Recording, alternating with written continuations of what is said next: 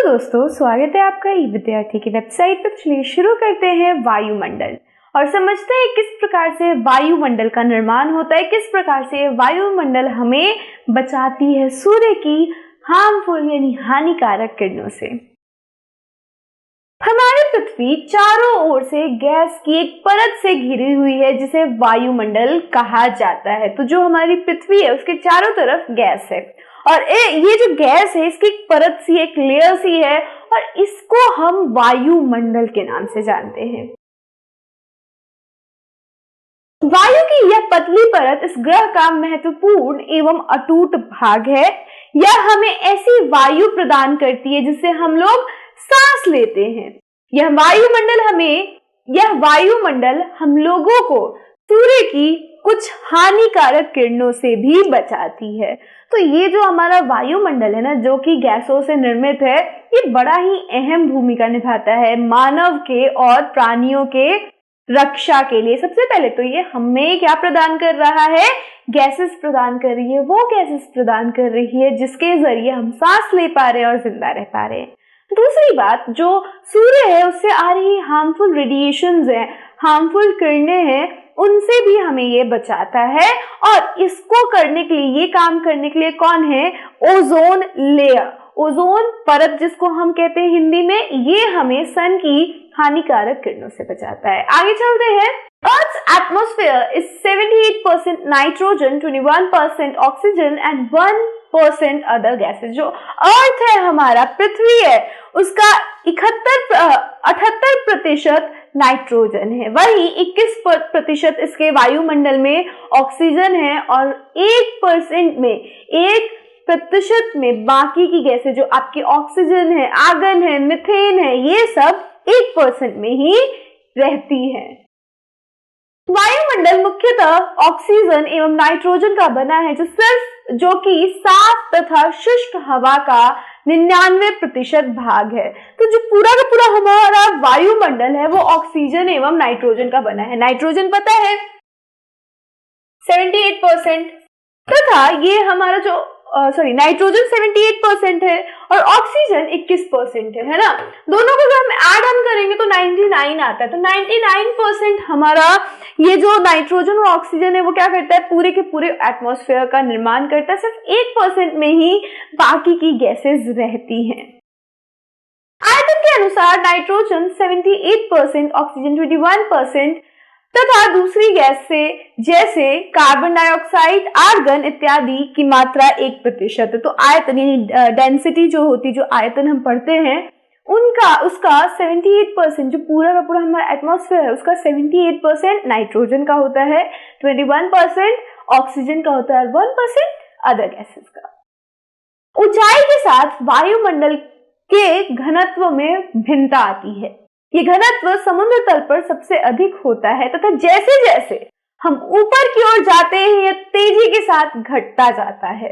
पहाड़ों पर पर्वतारोहियों को हवा के घनत्व में कमी होने के कारण सांस लेने में कठिनाई होती है।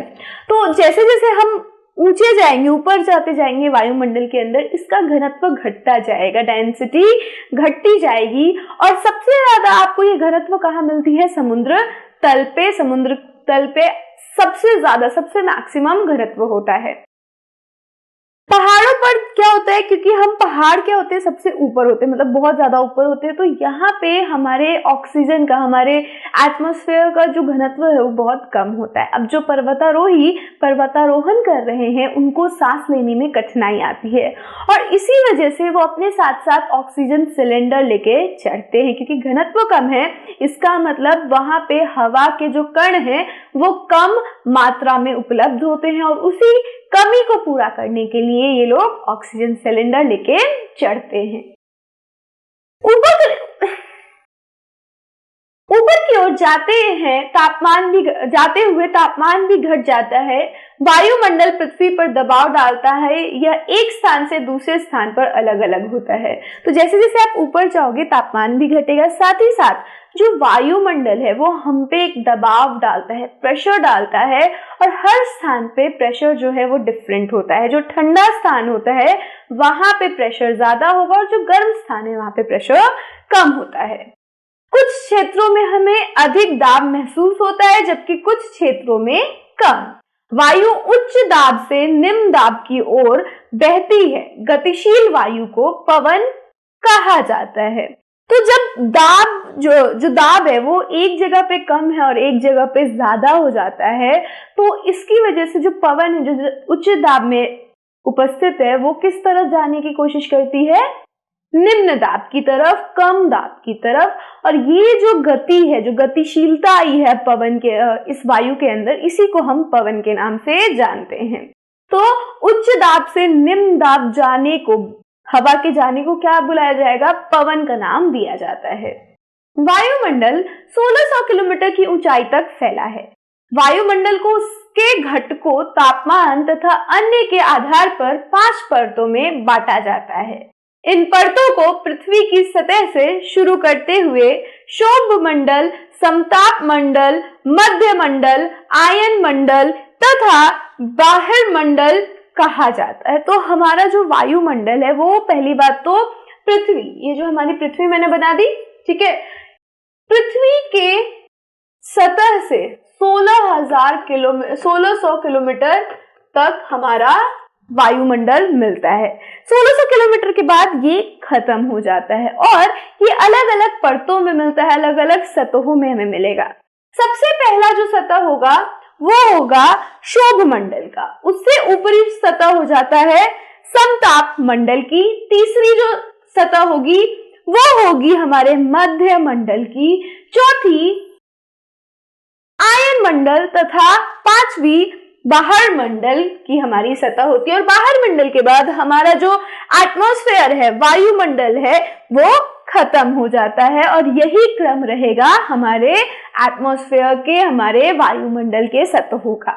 इसको याद करने का एक बड़ा ही आसान सा तरीका है, छोड़ सब मैं आया बाहर। ठीक है, छोड़ सब मैं आया बाहर, ये याद कर लोगे। निमोनिक से ही एक तरीके से अगर आप कहोगे इसको आप याद, निमोनिक से ही एक तरीके से, सो निमोनिक क्या होते हैं कि कुछ शब्दों के हमने कुछ वर्ड्स ले लिए और उनके सहारे हम पूरा का पूरा तालिका याद कर लेते हैं, सीरीज याद कर लेते हैं। तो इन मंडलों को याद करने के लिए हम क्या करते हैं, हम इसका सहारा लेंगे, इस सेंटेंस, इस वाक्य का सहारा लेंगे। छोड़ सब मैं आया बाहर, छोड़ से क्षोभ मंडल, सब से समताप मंडल, मैं से मध्य मंडल, आया से आयन मंडल और बाहर से बाहर मंडल। तो इस तरीके से आप याद कर लोगे इन मंडलों को, मुझे आशा है। और इसके साथ साथ हमारा ये जो वायुमंडल है वो यहीं पे समाप्त होता है। सो नेक्स्ट वीडियो में बात कर रहे हैं हम जीवमंडल की। तो मिलती हूँ मैं आपसे वहां पे। तब तक के लिए keep learning with us and keep watching us. Bye bye.